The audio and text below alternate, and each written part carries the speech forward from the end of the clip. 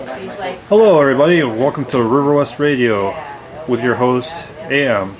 Bjorn couldn't be with us this tonight, but stay tuned for further episodes. Tonight, our focus is going to be talking about political activism and technology. And we have guest Brian Pfeiffer from Wisconsin Bail Out the People movement. And he has brought two guests with him, which you can introduce right now if you'd like. This is Mr. Gilbert Johnson. He's the president, or past president, of AFSCME Local 82. That's the American Federation of State, County, and Municipal Employees. Local 82 at the University of Wisconsin, Milwaukee. He's also on the executive board of AFSCME and the statewide. He also is a friend of Bail Out the People. And this is Mr. Larry Hales, and Mr. Hales is a national leader from New Jersey, also from New York City, works in New York City. He's a national leader of the Bail Out the People movement from there. Great, it's a pleasure to have you guys with us. Could you tell us a little bit about Wisconsin Bail Out the People? I know that's a big issue group you're working with right now. Well, we're an affiliation of the National Bail Out the People, and we formed in 2008 after the bank bailouts and the economic crisis, the crash in the system. And we demanded that the people be bailed out, which means the poor and working people, workers that really make this country one, the ones who work day in and day out, who are suffering due to the banks and the corporations' greed. We formed and said that the people should be bailed out before the banks. That our lives come before the banks, that schools and education and healthcare and stopping police brutality comes before the banks getting their money. Our lives are much more important than the banks making more money off of our backs. So since then, we've had various chapters around the country, and here in Wisconsin, we formed a year ago a chapter of Wisconsin Bail Out the People. Great. This is Tech Quest, so we're going to be trying to focus on technology-related issues. You have some expertise, I guess, in having to deal with the police and being harassed by them as an activist, and also corporations and other entities. I was wondering if you could give some, just like a little primer for somebody maybe who is having trouble with the police, and like what steps you can take to it's fine, because I know it's a difficult thing because the police have all the power usually. It's hard to confront the police. What are the steps that you would recommend to somebody in that situation? I think Mr. Hales is okay with addressing that. He's got more experience in that area than I do. Oh, okay, great. In various cities in the country. So.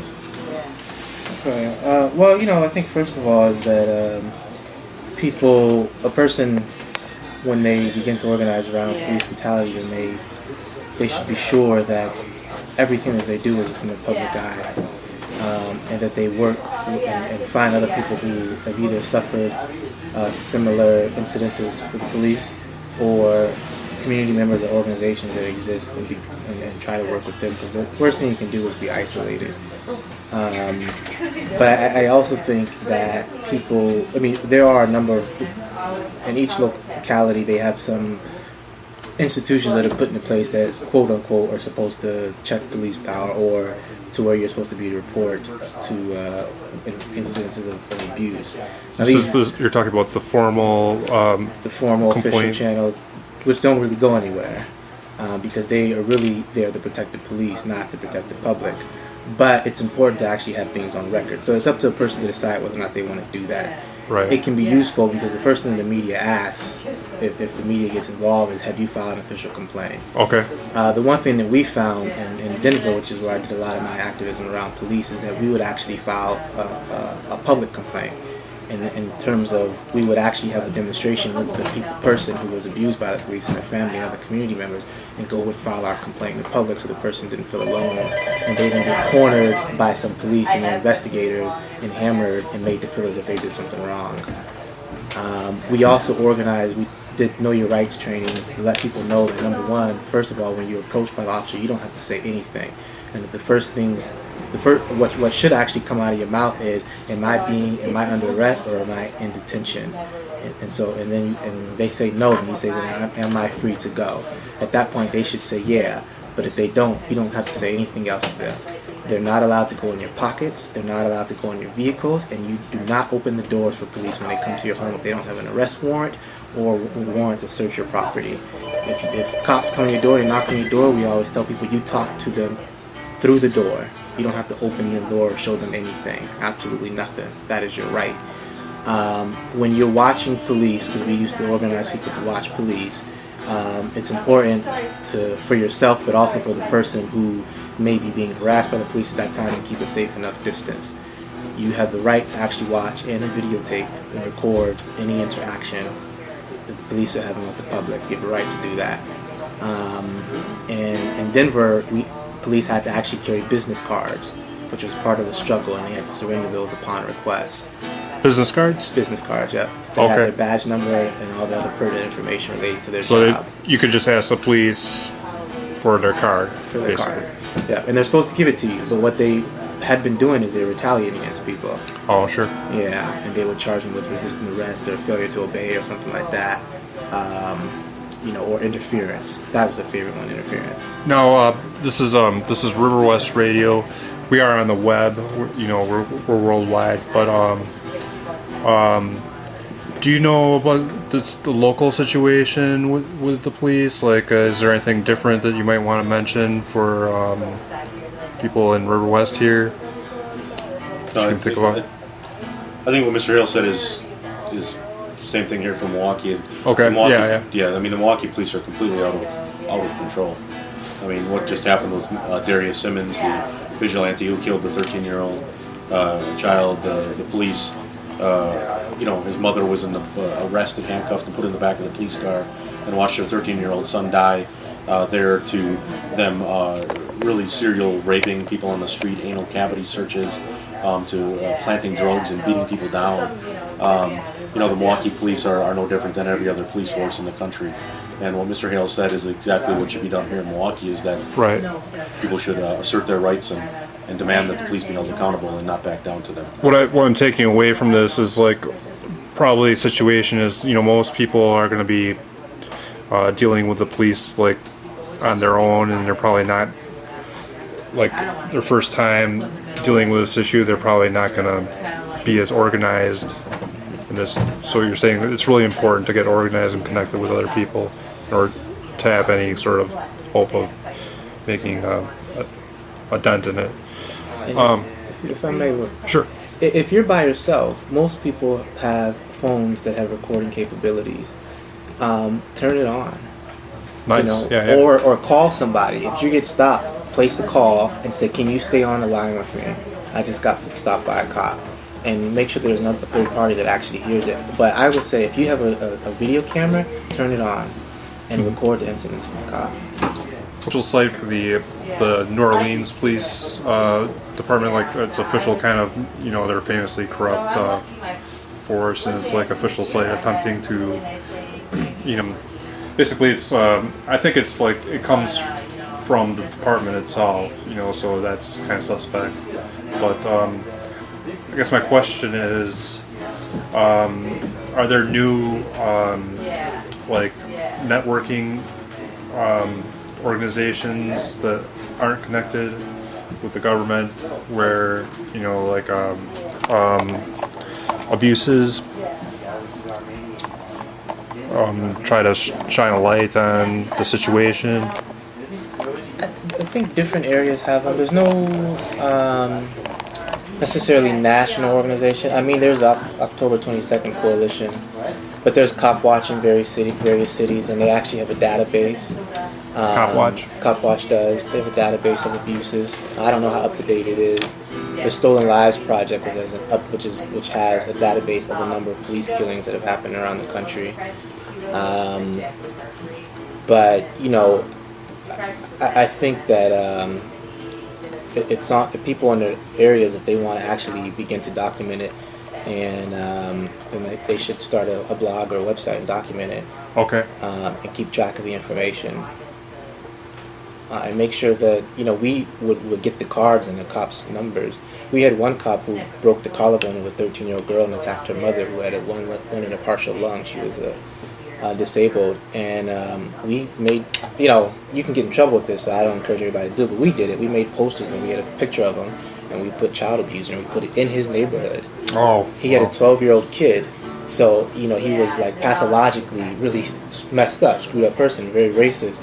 And we put it in his neighborhood, in the neighborhood where his kid went to school, and had his picture up there so people can see. And we explain exactly what he did. It's a 12-year-old girl, and he broke her collarbone and treated her, like she was an adult, and threw her on the ground and, beat her up. And there's videotape evidence of it. And, he was promoted to a lieutenant. So we felt that the public should weigh in and know exactly what he did to this family. There really isn't anything that's that organized yet, as far as the internet is concerned, that you know of. That I know of. Yeah. Okay. So, well, that's something for us all to work on out there, I guess. Maybe. You had an experience, Gilbert, of you were telling us recently about being at having a rally. And you had a problem with there was a teabagger reporter of some sort, and he's actually like giving out your work phone number and stuff like that, and kind of just harassing you and that on the internet and so forth. Yeah, it was very interesting. As forget his name. I probably don't want to make him any more public than he is, but. He was a guy that's known to go to all our rallies, and he claims that he's a journalist. And I was very conscious of his editing and his insertion of thoughts and slants that would, kind of pervert what we were doing. So I was speaking on the rally that we had planned on the day after the election, and it was a rally we were going to have whether Barrett won or if Walker won the governorship. And so I spoke about a movement and cooperation as a state employee.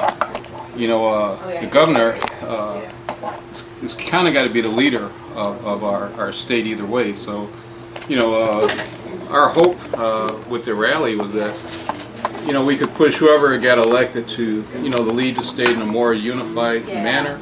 So, but I kind of got distracted with that reporter that was there. So, from his past practices, I knew that we were going to get a bad slant on the story. So I probably broke a rule that I'm going to try to observe here in the future, is not to become emotionally attached. So I think I kind of pushed him a little bit and agitated him where he would just pay me special attention. So I got to get a very special article. He called me a union boss, which was probably the most disrespectful thing he could say to me, because my job is I'm a union servant. So from serving food, which these gentlemen have helped me, we serve our members. We work very hard to represent people. We work very hard to not only represent union members, but our communities. People that are oppressed, people that are suffering discrimination, and so there's no bossing in that. It's service.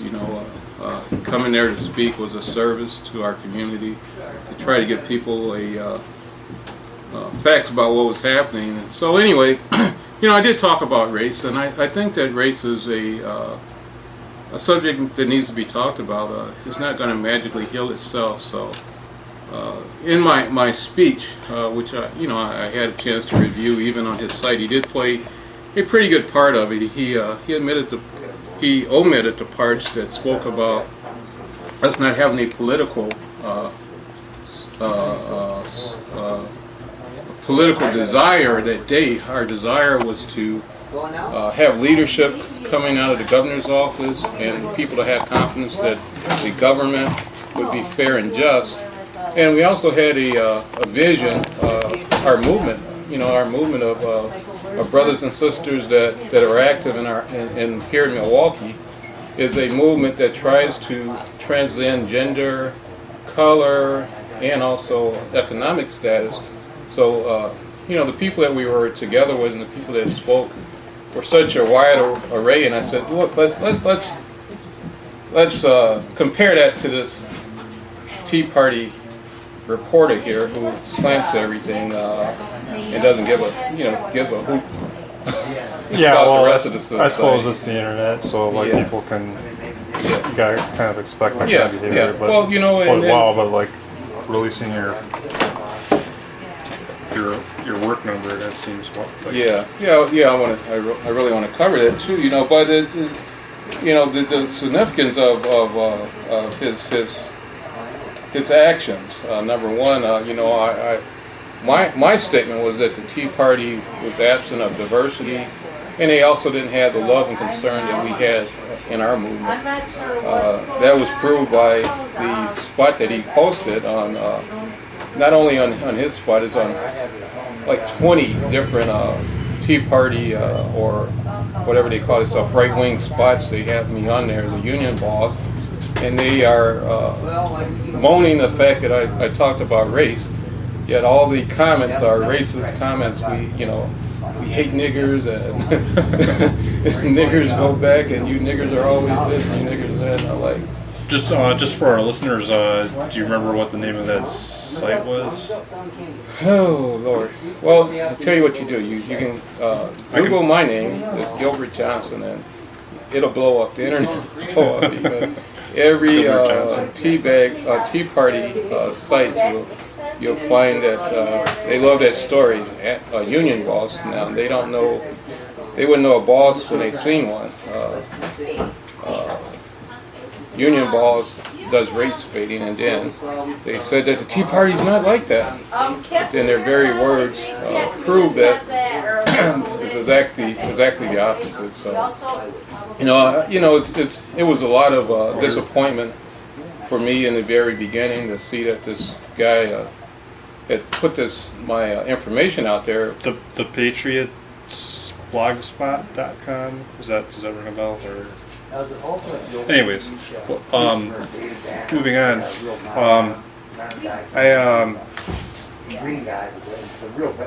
I'm thinking like if police brutality is a problem. Now we have, most people have some sort of access to computers. I'm just wondering if there could be a more effective way of sort of building a network where people could just put their experiences on, or have the badge numbers, and like maybe have a profile at least to put the bad police on notice that they're being watched. And is there anything like that going on? Anonymous did some of that after the attacks on Occupy Wall Street. Anonymous did put, the one guy, Tony Bologna, who had seen on video macing the young women. There was a lot of cops who did a lot of egregious things during the breaking up of those camps. But this guy in particular, I remember they put his information out there. And it happened a number of times. I think a lot of people and a lot of organizations are afraid of the repercussions of doing certain actions. Of course, yeah. And I don't know what the laws are. I'm sure they differ from state to state and city to city. But I think that whenever there's a movement such as Occupy Wall Street, that sort of fear kind of melts away. And you can get away with things that you may not have been before. But I think that they should be made public. That they consider themselves above the law, and the police have the monopoly on violence. And what I mean by that is that they can do whatever they want to. You just have to sit there and take it. That is what we're told in society, because they're the only ones who are ever allowed to use force. If we were even to pull ourselves away, then they determine that we are being aggressive, and that we are being abusive towards them, even if we were to extricate ourselves from the situation. So what they expect and what the law provides for and allows them to do is just do whatever they want, and us to just sit there and take it. And the only thing that we have in Rodney King, if it wasn't for that video, it would have turned out differently. But most people who are abused and their incidents of being abused or harassed by cops is not caught on video, and it's really just their word against them. And even then, and even then, Yeah. it doesn't always make difference. Right. I'm just wondering. I don't know how effective this New Orleans. It's called the Independent Police Monitor. Seems like a good idea. I don't really know, but I mean, it seems like if the police chiefs were honestly trying to stop the police brutality, they might want to look into like starting up a system like that. This, of course, it would have the drawback of being connected to the police department, Right. but at least it'd be some sort of action that they could take.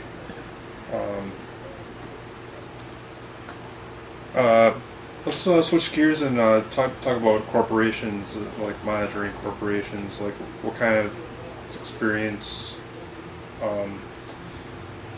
have you been having with that, Brian? What do you mean about monitoring corporations? As an activist,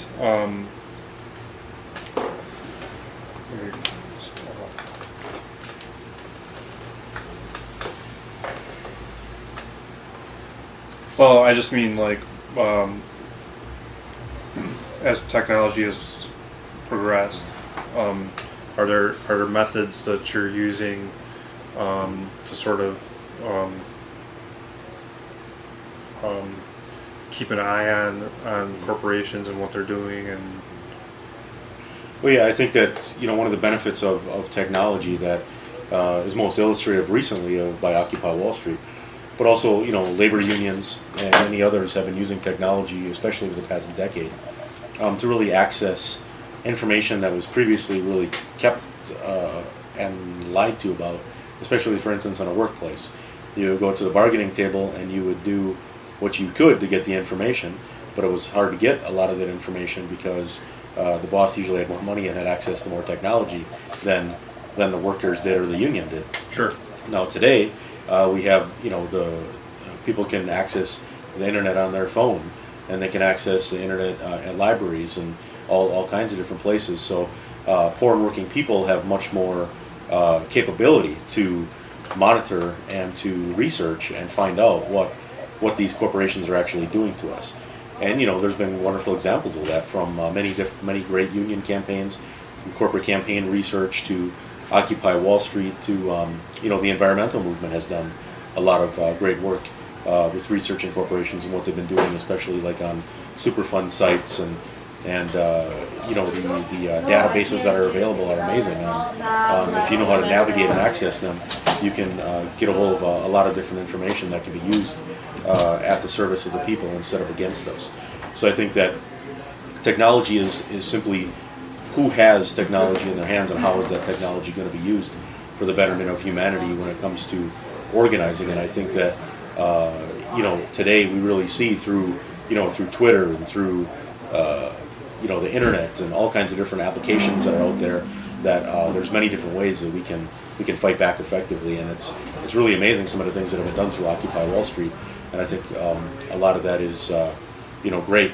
And I think as long as that, one of the things that we can't lose though as well in the organizing aspect and monitoring corporations and the banks especially, right? The banks like to hide a lot of information. Right. Is not forgetting the fact that successful organizing is both. It's a mix of the street one-on-one organizing. Brother Gilbert here knows about that. You can have the best website in the world as a union, but if you're not out there talking to people on a one-on-one in the community and talking to them on their job, that's part of the balance of technology too, is knowing how to use these things, but then also not losing the aspect of the one-on-one organizing and getting into the community and working with people where they're from, in their workplace, in their homes, and kind of merging them both together.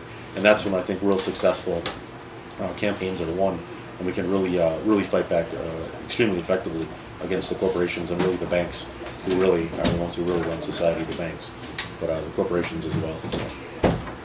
okay, great. I guess I'd like to take a little break right now, and I'm gonna stop the recorder.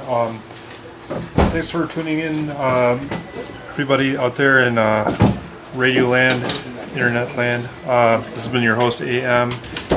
Please send us your comments to rwtechquest@gmail.com. We'd love to get your input on anything on the show. Also, I might add, we are looking for more people to get involved with the show. If you're interested in coming on air and maybe even being a host or getting some experience doing that, you're welcome to send us an email. That'd be really great. Okay, thanks a lot.